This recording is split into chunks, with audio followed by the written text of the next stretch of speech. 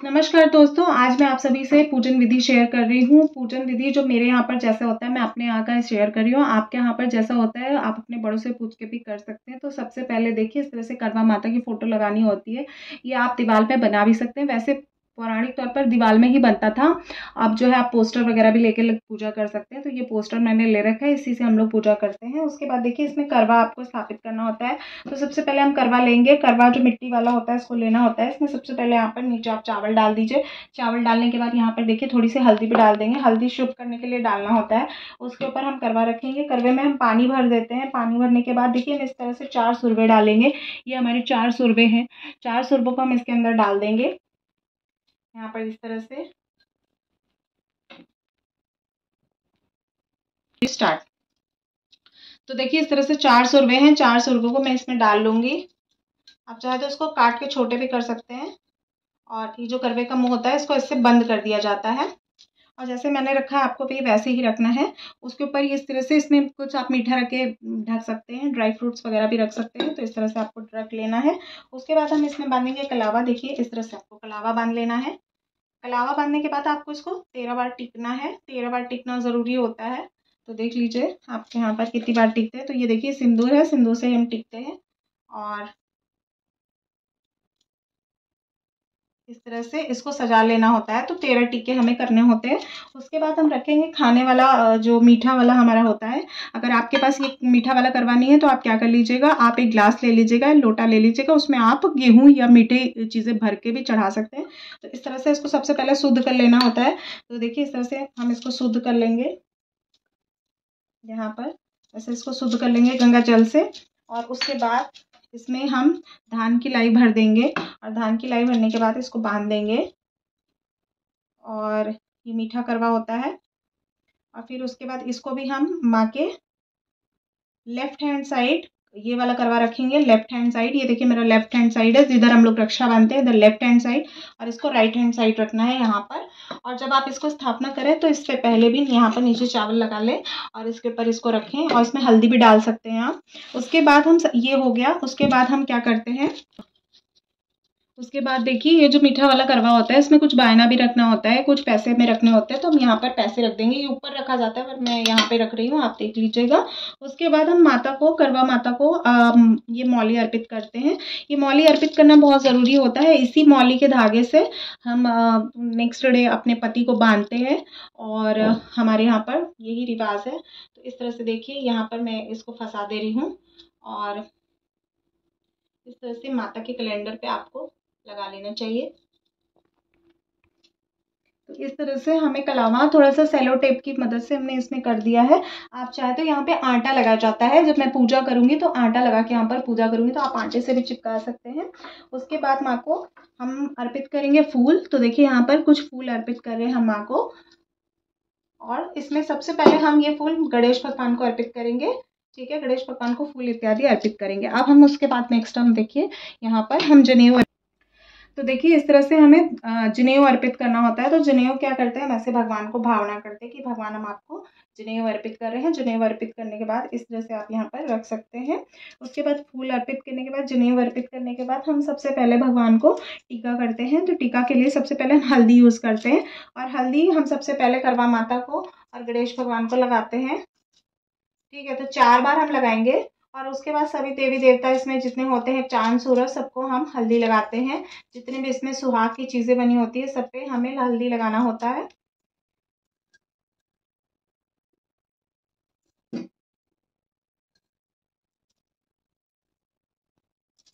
हमने सारी चीज़ों पर हल्दी लगा दिया है अभी। अब हम इसके बाद हम इस सारी चीज़ों पर सिंदूर टिकेंगे, रोली भी टिकेंगे। और इसके बाद हम सभी चीज़ों पर हम लाल रोली लगा देते हैं। जितनी 7 पत्नियां हैं और जितना मोर है और जितने सुहागन जो सुहाग का सामान बेचने आई है करवे पर इत्यादि पर, हम सब पे रोली इत्यादि लगा लेते हैं। और दक्षिणा पे भी लगा लेते हैं। अब देखिए हमें सबसे पहले माँ को भोग अर्पित करना है। तो यहाँ पर मैं 4 सेब, 4 केले, आप 4 खीरे, 4 सिंघाड़े भी ले सकते हैं। और हमारे यहाँ पर 8 पूड़ियाँ और गुलगुले चढ़ते हैं।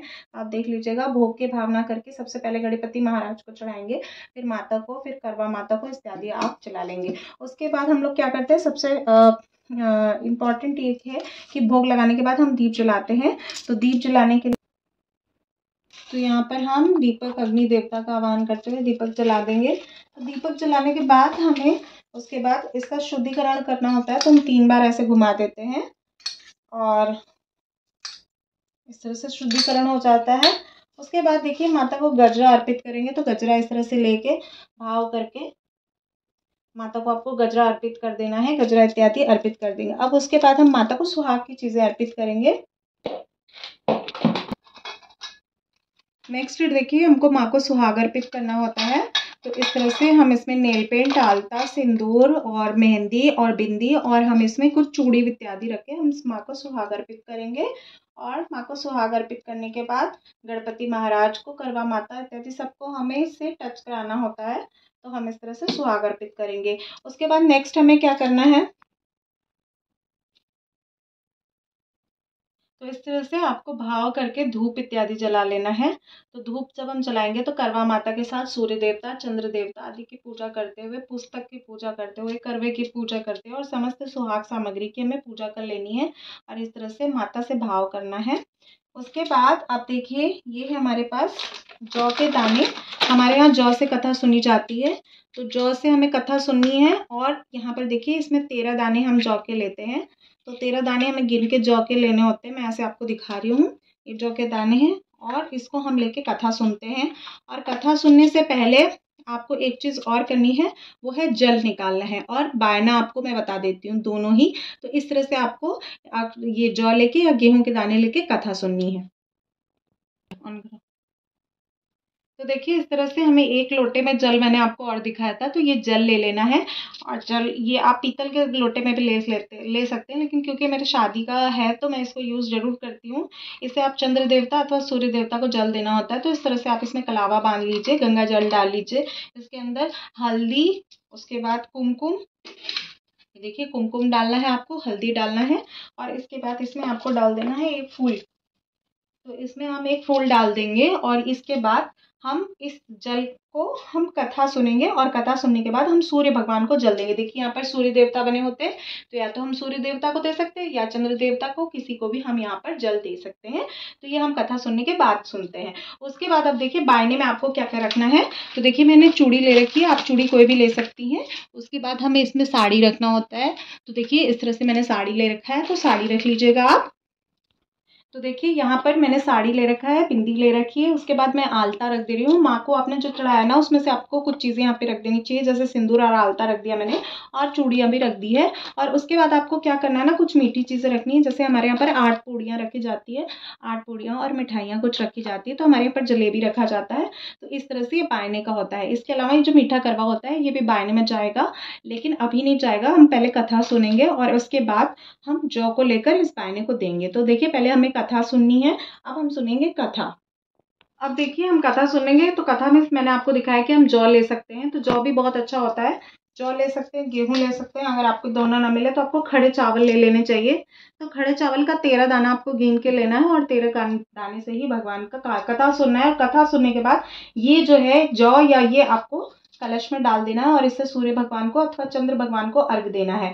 अगर आप चंद्र भगवान को अर्घ देंगे तो दोनों करवे से आपको चंद्र भगवान को अर्घ देना है और अगर आप सूर्य भगवान को अर्घ दे रहे हैं तो सूर्य भगवान को अर्घ दे के आप बायना निकाल के आप पूजा आपकी समाप्त हो जाएगी। शाम को आपको चंद्र देवता की पूजा करनी है।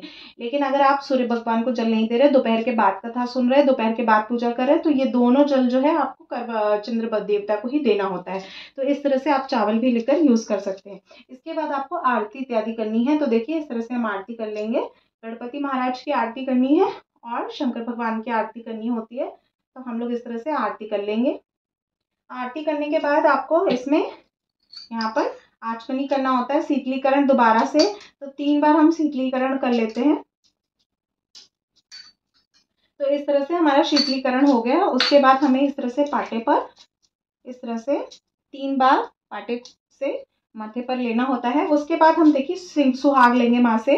तो इस तरह से हम लिक्विड सिंदूर माँ को अर्पित करेंगे। जो हम सुहाग पर चढ़ाएंगे वो सुहाग को है हमें जो हमारा चूड़ा होता है उस पर भी हमें लगाना होता है और दोनों साइड हम चूड़े पर ये जो सिंदूर हम माँ से लेते हैं वो लगाते हैं। उसके बाद तो देखिए इसके बाद हमें सुहाग की चुन्नी, जिससे हमारी शादी होती है, गठबंधन होता है, उसमें भी हम टीका करते हैं। तो माँ को लगा दीजिए, गणपति महाराज को लगा दीजिए। उसके बाद आप अपनी चुन्नी में भी लगाएंगे इस टीके को। तो इस तरह से आपका पूरा हो जाएगा। अब देखिए जब आप कथा सुनेंगे ना, कथा जब आप सुनेंगे तो इस तरह से आप 13 दाने गेहूं के या जौ के लेंगे।